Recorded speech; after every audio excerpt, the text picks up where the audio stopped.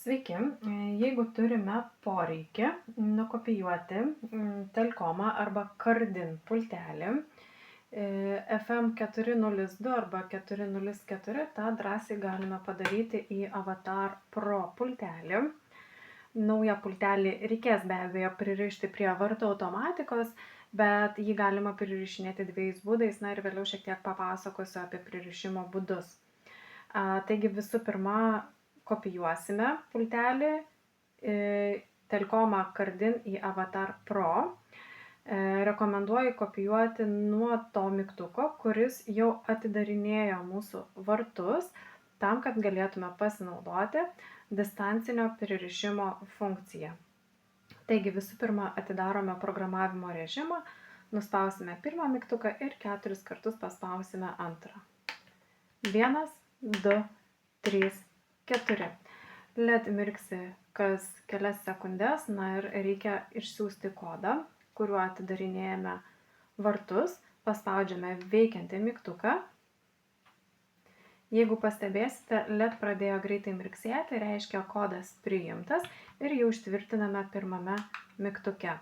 Pasirodė trumpam A raudona lemputė, tai reiškia, kad šią koduotę prie mūsų originalaus Cardin arba Telkomą imtuvo galime pririšinėti distanciniu būdu, tai reiškia būnant šalia vartų automatikos, tačiau neatidarinėjant jos apsauginės dėžutės. Visų pirma, kaip tai atrodo, jūs turėsite stovėti prie vartų automatikos, pusę metro, metras greta tiesiog, ir paspausti tą mygtuką, kuriuo ir naudositės, kuriame užrašėte tą kodą. Nuspaudę mygtuką laikysite apie 10 sekundžių ir lauksite, kol pradės mirksėti raudona A raidelė ant Avatar pultelio. Tuomet galima mygtuką atleisti ir vis dar stovėti prie vartų automatikos tam, kad procesas pririšimo nenutrūktų. Kai pultelis nustos mirksėti, tiesiog tokia bendra rekomendacija visom automatikom šiek tiek luktelti, 15-20 sekundžių, nieko nespausti, kad programavimas būtų pilnai uždarytas pačiame imtuve, ir jau tada bandyti atidaryti savo vartų automatiką.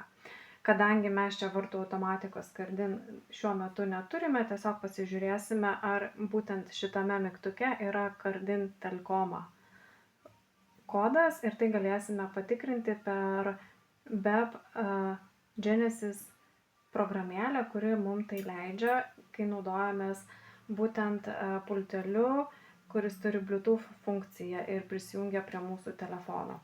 Taigi spausime suderinamumą ir pasižiūrėsime, ką skleidžia mūsų užprogramuotas pultelis.